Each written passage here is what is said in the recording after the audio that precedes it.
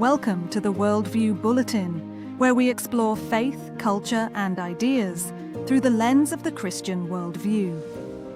Today's video is an audio version of an article originally published at the Worldview Bulletin. In this episode, Jonathan M. Parker explores C.S. Lewis and apatheism, the modern posture of indifference toward God, religion, and ultimate questions.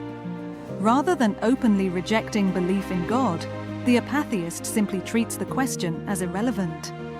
Drawing on C.S. Lewis, Parker challenges us to consider why spiritual indifference may be one of the most serious obstacles to faith in our distracted age.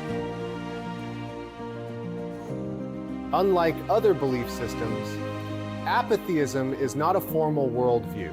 Rather, it is a posture or attitude of indifference toward belief in God. It is an outlook that Christian apologetics must engage with because it is a common obstacle to considering Christian belief. The author and journalist Jonathan Rauch, in a widely referenced article in The Atlantic, Let It Be, identifies himself as an apatheist. He defines the term apatheism as a disinclination to care all that much about one's own religion, and an even stronger disinclination to care about other people's. Rather than being lazy recumbency, Rauch believes apatheism is a sociological achievement. Writing after the events of September 11, 2001, he explains that for much of history, religious zeal has driven division and violence, and sees the taming of religious passion not as a lapse, but as an achievement. Philosophers Trevor Hedberg and Jordan Huzarovich echo Rauch's sentiment. Apatheism is distinct from theism, atheism, and agnosticism. A theist believes that God exists. An atheist believes that God does not exist. An agnostic believes that we cannot know whether God exists. An apatheist believes that we should not care whether God exists. Hedberg and Huzarovich consider 6 common reasons for valuing existence questions, EQs. With the exception of how belief or disbelief in God could impact one's afterlife, they find the normal motivation for considering such questions unconvincing and so insufficient reason for focusing on this question. According to Hedberg and Huzarovich, each of these objections posits a different reason for thinking that belief in God is practically significant. 5 of these objections prove unsuccessful. The 6th, which appeals to the practical significance of belief in God with respect to our fates in the afterlife, is more promising, but nonetheless encounters significant obstacles. Since the success of this objection is controversial, whether we have good grounds to reject practical apatheism should be similarly controversial, and the view should be given further examination. Hedberg and Huzarovich thus conclude, if our answers to existence questions lack practical significance, then perhaps they warrant less philosophical attention, and perhaps debates concerning them should be more carefree because the stakes are not as high as most believe. They conclude that we should not care whether God exists.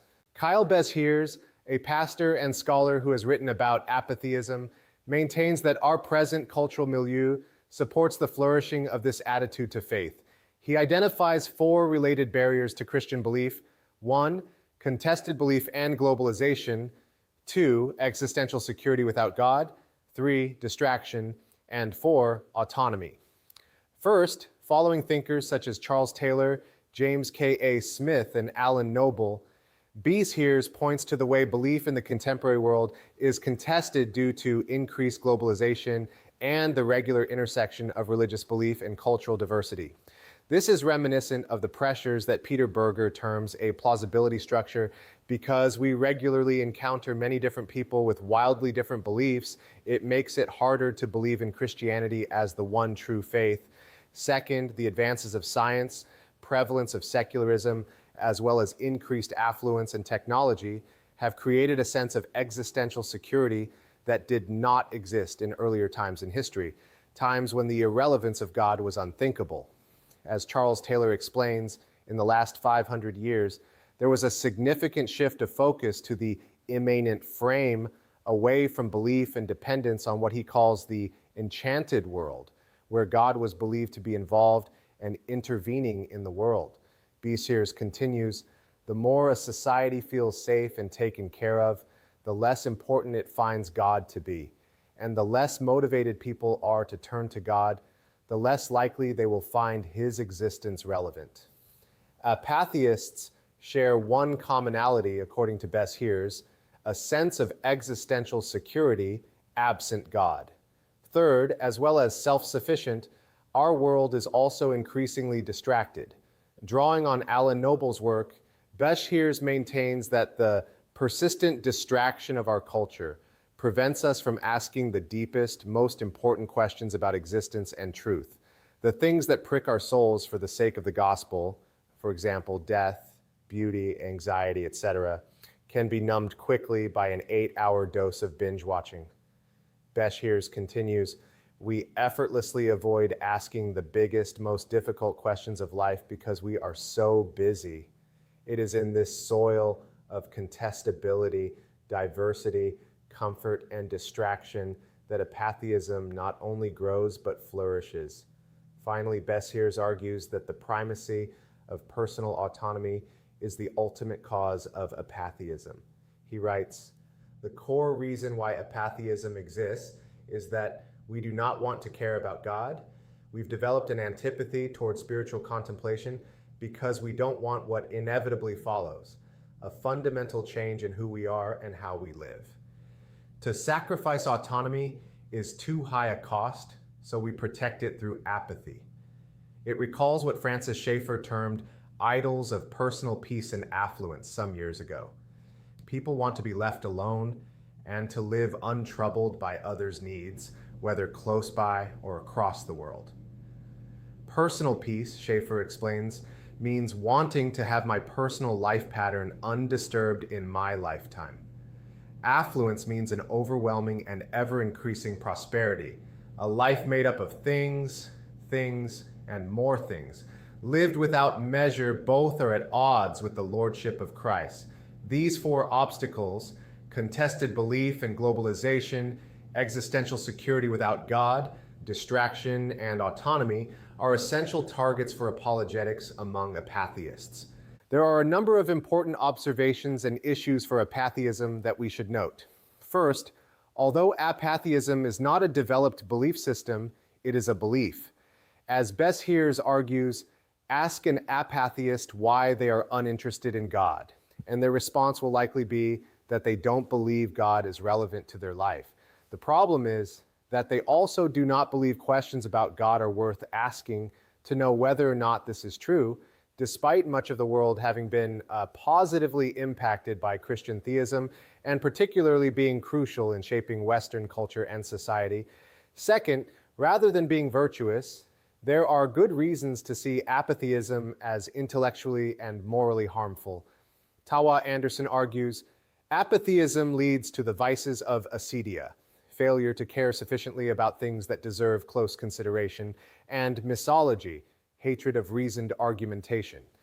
Paul Copan is similarly critical. From a spiritual, rational, and moral perspective, it's like not caring about having cancer, or it's like a child who doesn't see the point of a good education. Lewis's words are fitting. Christianity, if false, is of no importance, and if true, of infinite importance. The only thing it cannot be is moderately important. Third, apatheism's sense of progress is what Lewis called chronological snobbery. As Lewis defines it, chronological snobbery is the uncritical belief in the superiority of one's own time and culture and the viewing of the past as discredited. Lewis felt he had blindly embraced chronological snobbery until Owen Barfield challenged him, and it had been an obstacle to him becoming a Christian. Lewis argues that you have to be aware of your own cultural context with its fashions and look at the arguments around particular beliefs. Was it ever refuted, and if so, by whom, where, and how conclusively? Or did it merely die away as fashions do? If the latter, this tells us nothing about its truth or falsehood. This can be applied to Hedberg and Huzarevich's article. It is doubtful that the article has conclusively refuted or displaced the theistic worldview's explanatory power for objective ethical systems or the grounding of the objective meaning of life with secular models. Other points under consideration seem trivial from a Christian perspective, for example, believing to have answered prayer, or misapplied, for example, being ethically motivated without theism. The issue for non-theistic ethics is not whether one can be motivated ethically without belief in God. Christians believe that non-theists can be moral without theism. The question is whether naturalism as a worldview makes better sense of moral values and duties than theism, or whether Christianity gives a better grounding and justification for objective standards of morality. Fourth, the possibility of God as the greatest conceivable being demands the attention of the morally and intellectually sensitive mind. An unwillingness to entertain such questions may suggest that the perceiver's faculties are not appropriately sensitive or ordered as they should be. For example, a person may have little regard or even complete disregard for human life, but this does not diminish the actual value of a human being. In such cases, the person's emotions or intellect are in some sense morally deficient. Apatheism's indifference to God and questions about him recalls Lewis's surprising admission in The Abolition of Man, particularly as author of the Narnian septet, that he did not enjoy the presence of children. But Lewis recognized this as a defect in himself when judged against the Tao, the doctrine of objective value, which is the belief that certain attitudes are really true and others really false, to the kind of thing the universe is and the kind of things we are. Emotions on this view are recognitions of objective value. When rightly ordered, virtuous emotions like what ought to be approved.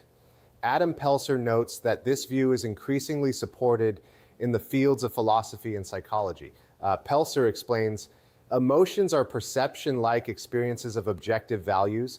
On perceptual accounts, emotions, like sense perceptions, can get things right or wrong, and the wise and virtuous person will not only make the appropriate moral and aesthetic judgments, she will also see the value in the world accurately through her emotions.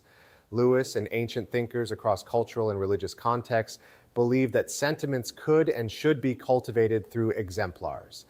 Pelser explains, by irrigating our students' arid hearts, we can make them free to experience or see the injustice of apartheid, the inhumanity of genocide, the beauty of a Beethoven symphony, the elegance of the physical laws of the universe, the dignity of human persons, our own sinfulness, and even the grace and goodness of God through well-formed emotional perceptions, through, in particular, indignation, moral horror, aesthetic awe, wonder, love, contrition, and gratitude, respectively. Unlike Lewis, who recognized that his lack of affection was a moral deficiency, apatheists are content, and in some cases proud, of their indifference about the one whom Anselm fittingly adored as that than which nothing greater can be conceived. You've been listening to the Worldview Bulletin. Please like, subscribe, and share this video. It helps us reach more people. If you'd like to read these articles, as well as listen to them, please visit worldviewbulletin.substack.com and subscribe to our weekly emails.